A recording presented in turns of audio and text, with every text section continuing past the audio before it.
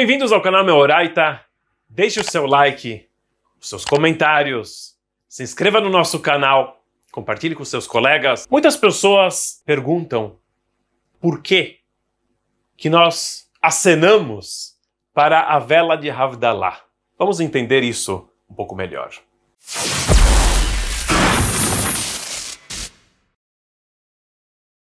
No Motzei Shabbat, no sábado à noite, depois que sai o Shabbat, nós temos a obrigação de fazer a brachá da vela. A brachá onde nós falamos que Deus é Boré Meorei Haesh, aquele que cria as luminárias, as luzes, as chamas do fogo. Isso porque, primeiro, nós temos vários fogos na nossa frente, como nós já falaremos a respeito, e não só isso, mas também o próprio fogo é composto de algumas tonalidades, algumas cores. Tem o amarelo, tem o azul, tem o vermelho, e por isso é chamado de Meorei, as luminárias, as chamas, as diversas cores que nós temos no fogo. Por que nós temos essa obrigação no Motzei Shabbat? Quando Adam Harishon foi criado, quando Adão e Eva foram criados, a primeira vez que eles acenderam o fogo, foi assim que terminou Shabbat. Estava tudo escuro. Para eles poderem enxergar, eles precisavam de iluminação. E assim Deus deu o brilho, a iluminação, para o Adam riscar duas pedras e pela primeira vez criar fogo. Aí você vai perguntar, mas espera aí, o Adão foi criado na sexta-feira, no Shabbat à noite, de onde tinha iluminação? Não estava escuro?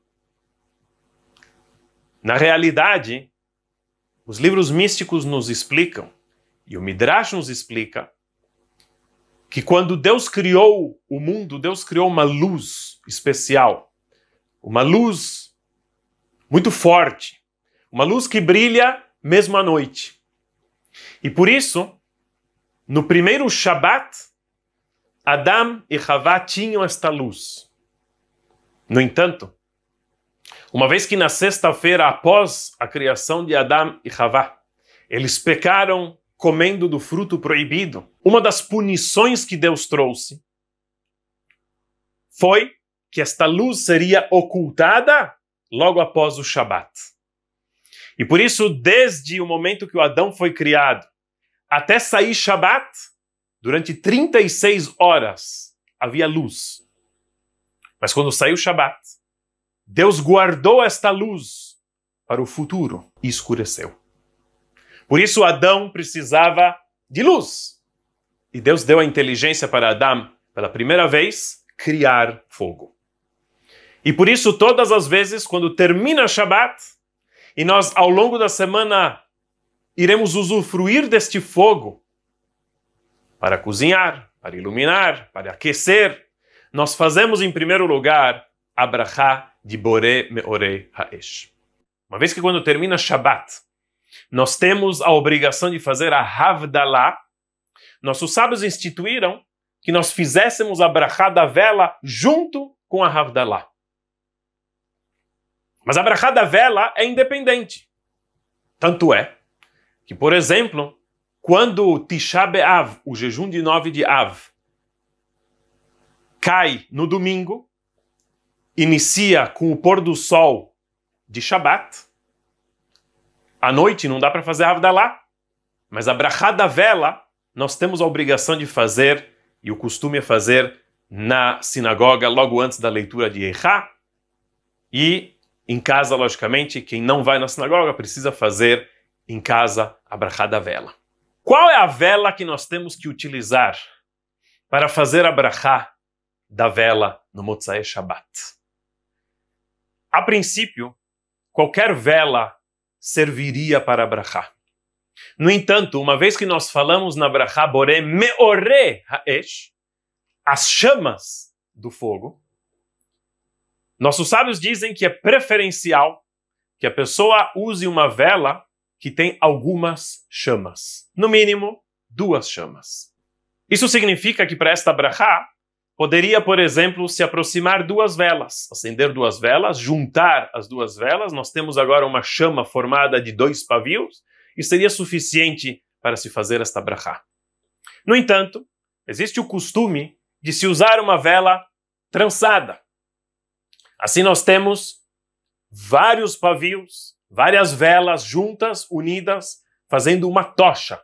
E fica uma mitzvah mais embelezada. Se a pessoa não tem uma vela trançada, pode aproximar duas velas. Ou até, não tendo nem vela, daria para fazer a brachá aproximando dois fósforos. A vela usada para Havdalah pode ser feita de qualquer material.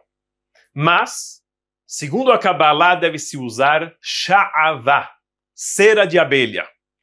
Isso porque, no próprio nome sha'avá, existem vários conceitos cabalísticos profundos e várias representações cabalísticas, tanto de nomes de Deus como outras coisas, e por isso se costuma usar uma vela de Havdalah feita de cera de abelha. Esta vela, este fogo, sobre o qual nós fazemos esta berachá, deve ser um fogo que ilumina.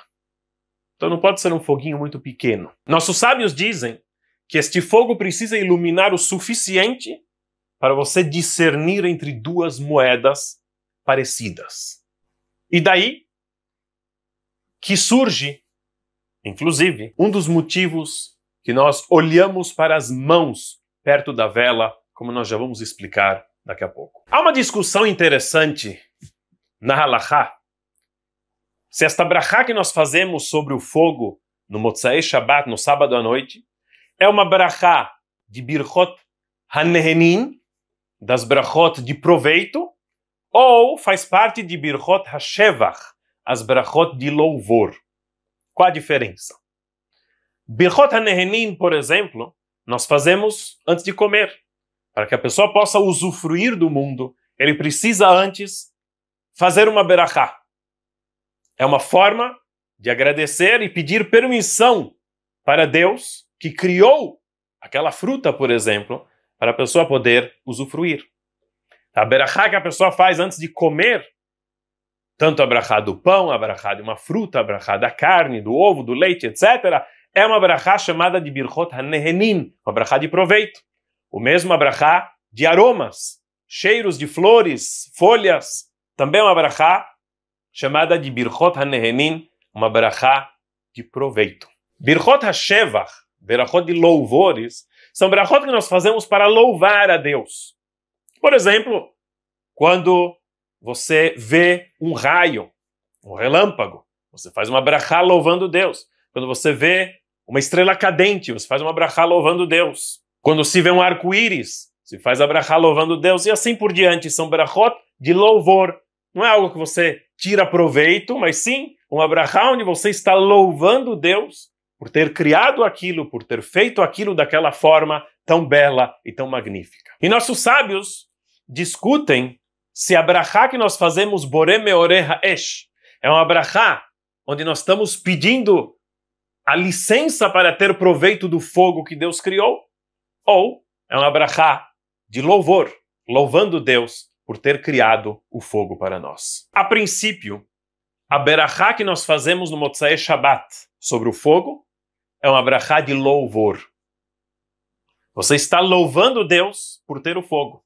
E por isso não é proibido utilizar algum fogo antes de fazer a Havdalah. Se fosse uma berachá de proveito, eu não poderia sequer ter proveito de fogo antes de fazer a berachá deste fogo. A berachá é uma berachá de louvor. Uma berachá de louvor, basta que você veja e se impressione com aquela criação de Deus e faça a berachá. E por isso seria suficiente fazer a berachá olhando apenas para a vela de Havdalah. No entanto, nossos mestres nos dizem para nós olharmos para os nossos dedos com a luz da vela. Por que isso? Em primeiro lugar, é uma forma de avaliar se esta luz está de fato iluminando o suficiente para se fazer a berachá. É um teste. Afinal de contas, nós falamos que precisa ter uma luz suficiente que daria para discernir entre duas moedas. É a mesma luz que é necessária para discernir entre a unha e a pele.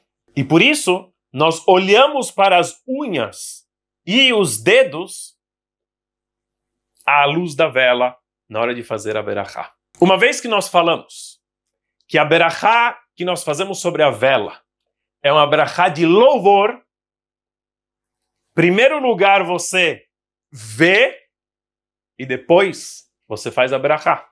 Diferente se fosse uma berachá de proveito, primeiro você faz a berachá e depois você tira o proveito. E por isso, nós, a princípio, devemos olhar para as unhas e para os dedos à luz da vela antes de fazer a berachá. Você olha para o fogo, você olha para os dedos à luz da vela e aí sim você pronuncia a berachá de Borei Meorei Haesh. Por que nós olhamos para os dedos, para a mão? Exatamente o que nós olhamos? Por que nós olhamos? Há alguns costumes exatamente como olhar. Mas, em primeiro lugar, a princípio, nós olhamos apenas a mão direita no fogo. Quando a pessoa vai fazer a Havdalah, essa berachá do fogo faz parte da Havdalah. Por isso, nossos sábios incluíram na Havdalah para fazer parte. Quando a pessoa vai fazer a berachá da vela, ele deve segurar o copo com a mão esquerda. Normalmente ele está segurando com a mão direita. Durante toda a Havdalah, Kiddush se segura o copo com a mão direita. Mas agora eu preciso ver os dedos à luz da vela, da mão direita. Por isso, se passa o copo para a mão esquerda, a pessoa segura o copo da Havdalah com a mão esquerda, olha para os dedos e para o fogo com a mão direita, faz a berachá de Borei Meorei Haesh, e neste momento nós olhamos para a mão. Os livros místicos de Kabbalah nos dizem que não se deve olhar para o polegar, e por isso nós escondemos o polegar por trás dos demais dedos. Nós olhamos apenas para as unhas dos outros 4 dedos, e também, lógico, você está enxergando os dedos junto, e dessa forma você consegue discernir à luz da vela onde que tem unha e onde tem carne, onde tem pele. Nós olhamos também à luz da vela para as riscas que temos na palma da mão, e aí nós esticamos os dedos perante a vela, esticamos a mão perante a vela, mantendo o polegar escondido atrás da mão, e olhamos agora para os dedos abertos. Não pela parte de dentro dos dedos, nós olhamos apenas a parte de fora dos dedos. Tudo isso é ligado a Kabbalah. Por que nós olhamos para as unhas no momento desta berachá? Porque as unhas são uma parte do nosso corpo que estão em constante crescimento. Assim, uma vez que terminou o Shabat, nós queremos atrair e ter bênção de prosperidade, de sucesso, de crescimento. E por isso, no momento da Havdalah, que é o momento que separa entre Shabat e o início da semana, nós olhamos para as unhas, um sinal de prosperidade e crescimento. Olhar para as riscas que tem na mão é um conceito cabalístico também para trazer bênção para a pessoa ao longo da semana. Um detalhe importante é que para que você cumpra a obrigação desta berachá de Borei Meorei Haesh, você precisa estar próximo da vela o suficiente para ter o proveito da luz da vela. Pode estar acesa a luz no ambiente. Há aqueles que costumam apagar as luzes do ambiente na hora da berachá. Não é obrigatório isso. Mas é bonito. Mas você precisa estar próximo o suficiente da vela para que, se estivesse sem a luz acesa no ambiente, você pudesse usufruir da vela. Isso significa que quando se faz, por exemplo, a Havdalah com muitas pessoas, precisa se acender várias velas de Havdalah. Não se pode se basear na vela de Havdalah que está próxima de quem está fazendo a Havdalah. Uma pessoa que, por exemplo, está a uns 5, 6, 7 metros de distância, num hotel, por exemplo, não consegue usufruir daquele fogo que está lá no centro. Então, precisariam ter mais velas acesas para que as pessoas tenham velas próximas deles para usufruir. Não basta apenas olhar a vela à distância. Você enxerga a vela, mas você precisaria usufruir ou poder usufruir da luz que a vela está iluminando. E, logicamente, como nós explicamos antes, a ideia não é fazer tchauzinho para a vela. Algumas pessoas, infelizmente, acham que deve-se acenar para a vela. Não é isso. O conceito é usufruir da luz e enxergar tudo que nós mencionamos por motivos de sucesso. Se a pessoa não consegue fazer isto com a mão, não tem nenhum problema. O principal é que você esteja próximo da vela o suficiente para usufruir da luz da vela e você olhe para a vela na hora que se faz a berachá. Aliás, quando Yom Tov cai no Motzei Shabbat, nós fazemos um kiddush especial chamado Yaknehaz, que é um kiddush que engloba a Havdalah junto. Terminou Shabbat. Precisamos fazer a Havdalah pelo Shabbat que terminou e ao mesmo tempo kiddush pelo Yom Tov que está iniciando. Nós fazemos tudo junto. Lá também nós fazemos a brachá da vela, mas não se acende uma vela especial, uma vela trançada. Nós apenas fazemos a brachá olhando para as velas de Yom Tov, que estão acesas ali ao nosso lado na hora do... Depois que nós terminamos de fazer a brachá da vela, a pessoa que está fazendo a Havdalah segura novamente o copo de vinho com a mão direita. Muitos costumam segurar a vela com a mão esquerda e faz a brachá da Havdalah, que é um outro assunto. Finalizando a Havdalah, depois de beber do copo da Havdalah, se costuma apagar esta vela com o próprio vinho da Havdalah. Por que isso? Para demonstrar que esta vela é uma vela de mitzvah, uma vela diferente. Por isso nós apagamos ela de uma forma diferente. Forte abraço diretamente de Jerusalém e até a próxima, se Deus quiser.